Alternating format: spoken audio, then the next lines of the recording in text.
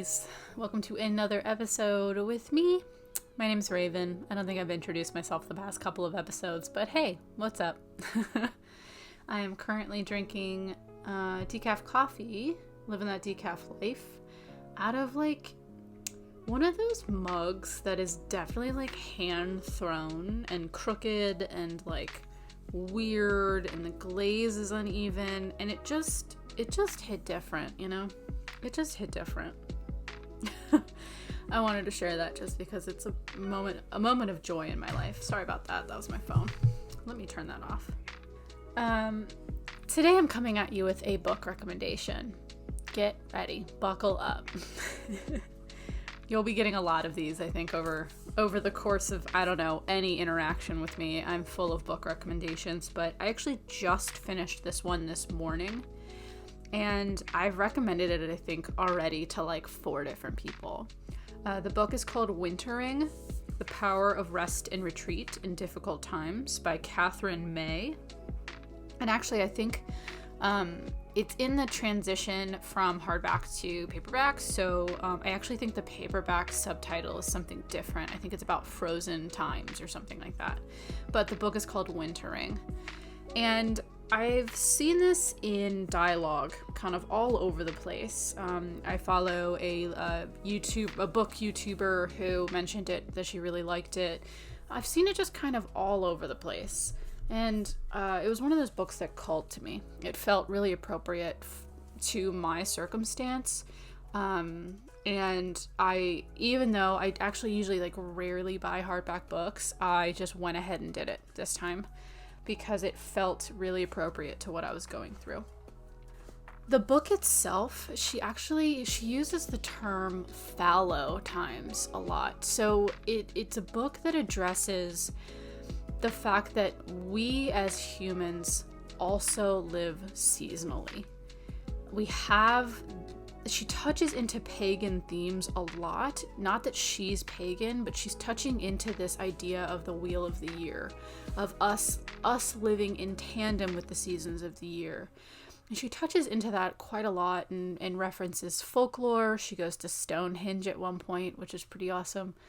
But really what the book is about is how to both embrace and be soft with the winters, plural, of our lives. So it's a really beautifully written book in that she kind of weaves together a memoir style of writing of her. She had a really rough year, probably more than 1 year, where her partner was in the hospital, her son ended up having to drop out of school, she had health issues, lost her job, very similar to the stuff that I'm going through. And it's her kind of chronicling how she felt, what she sought, or what she was looking for in those moments. I think it's actually really lovely, because a lot of books that speak to shadow times or fallow times, or I read another book where she called it a shit show. When you're in the shit show, there is this tendency for the writer to kind of step out of the muck and kind of turn everything into a lesson, to kind of be on a soapbox looking down on the people in the muck and just try and hope that they understand that you also were in the muck. So like you understand, but also you're coming from a point of authority. So you still have this, it can get really self-helpy, you know? But the reason I liked this book so much is that she never does that. There is no grand sweeping conclusion at the end of her chapters, you know. She even ends the book with just this really nice, like, I'm still in it kind of moment. And I really appreciate that. It's definitely not a how-to guide. It's more of a musing, I guess I would say. As I was reading it, I kept comparing it in my head to the book Under the Tuscan Sun. So I guess 2 book recommendations. Although, I'm getting ahead of myself. So Under the Tuscan Sun, yes, there was a movie made starring Diane Lane, right? Diane Lane? Yes. I love any movie that's both Diane Lane and Diane Keaton, so I get it confused. But that movie was based on a book. The book is actually very different. The movie is before the book starts, if that makes sense.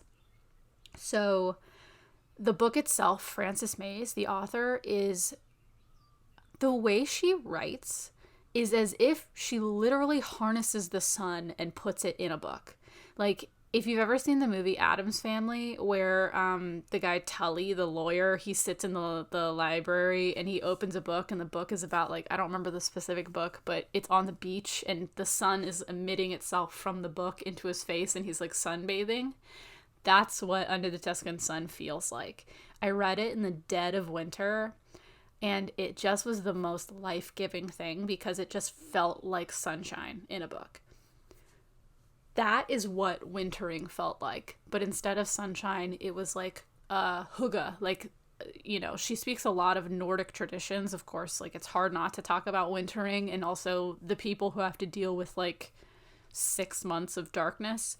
But it has that feeling of, like, when you sit down to read this book, it's as if you were cuddled up to a fire in the middle of winter. It's cold outside and you found a little pocket of warmth and you breathe out for a second.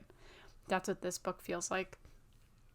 So I definitely recommend it. It's not, as I said before, it's not a how-to. It's more of a, like, let's go to a sweet place while we're both in the fallow times, you know? So I definitely recommend it. And I wanted to actually read from it. Let's see how well this goes. I don't think I've, like, read something aloud in quite some time. But I want to read these 2 sections that are actually closer to the end of the book just because I just love them so much. So here we go. I've noticed lately a glut of posts on Facebook offering unsolicited advice on how to cope with a crisis. Hang in there, they say, apropos of nothing. You are stronger than you know. They're presented like greeting cards, pastel text on dreamy backgrounds, the words rendered in elegant cursive as though scrawled by a particularly inspirational friend. Reading them, I always assume they're aimed at someone in particular, that the person who posted them has noticed some hint of distress and is sending out an oblique message of support. Either that or they are a cry of help, signals pitched into the ether to come back to their originators. This is where we are now, endlessly cheerleading ourselves into positivity while erasing the dirty underside of real life. I always read brutality in those messages. They offer next to nothing. There are days when I can say with great certainty that I'm not strong enough to manage. And what if I can't hang in there? What then? These people might as well be leaning into my face, shouting, "Cope, cope, cope," while spraying perfume into the air just to make it all seem nice. The subtext of these messages is clear. Misery is not an option. We must carry on looking jolly for the sake of the crowd.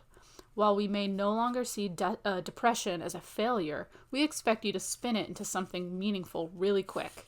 And if you can't pull that off, then you better disappear for a while. You're dragging down the vibe. I'm beginning to think that unhappiness is one of the simple things in life, a pure, basic emotion to be respected, if not savored. I would never dream of suggesting that we should wallow in misery or shrink from everything we can to alleviate it, but I do think it's instructive. After all, unhappiness has a function. It tells us that something is going wrong. If we don't allow ourselves the fundamental honesty of our own sadness, then we miss an important clue to adapt.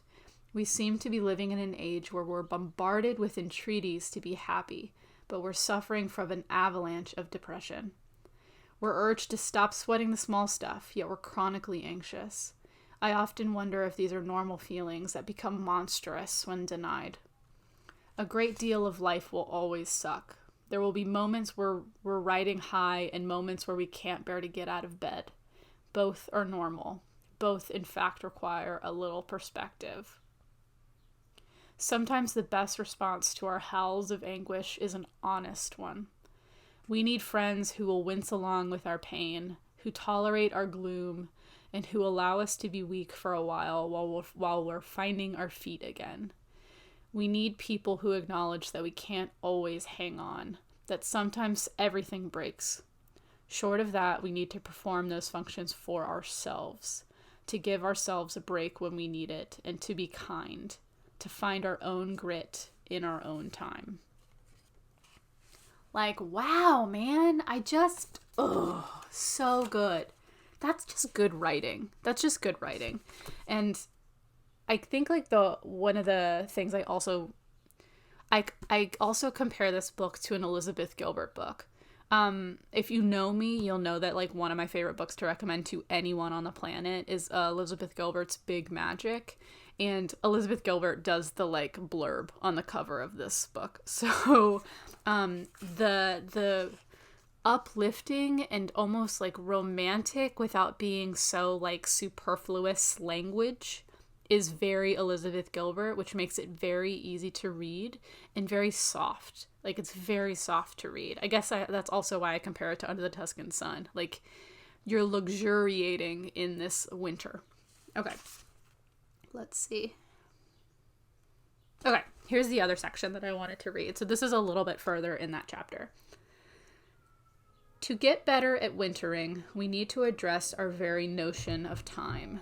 We tend to imagine that our lives are linear, but they are in fact cyclical. I could not, of course, seek to deny that we gradually grow older, but while doing so, we pass through phases of good health and ill, of optimism, of deep doubt, of freedom and constraint. There are times when everything seems easy and times where it all seems impossibly hard. To make that manageable, we just have to remember that our present will someday become a past, and our future will be our present. We know that because it's happened before. The things that we put behind us will often come around again. The things that trouble us now will one day be past history. Each time we endure the cycle, we ratchet up a notch. We learn from the last time around and we do things better this time. We develop tricks of the mind to see us through. This is how progress is made, but one thing is certain. We will simply have new things to worry about. We will have to clench our teeth and carry on surviving again. In the meantime, we can deal only with what's in front of us at this moment in time. We take the next necessary action and the next. At some point along the line, that next action will feel joy again. Ugh, so good. Good books are good. So I think that speaks for itself. I need to say nothing else. That is my book recommendation for today. I have several others in the pipeline, so stay tuned. If you have read this book or if you're interested in reading this book and want to chat with me a little bit more about it, I would love to hear from you. You can send me an email at lightbringerrituals@gmail.com. If you want to do a book club,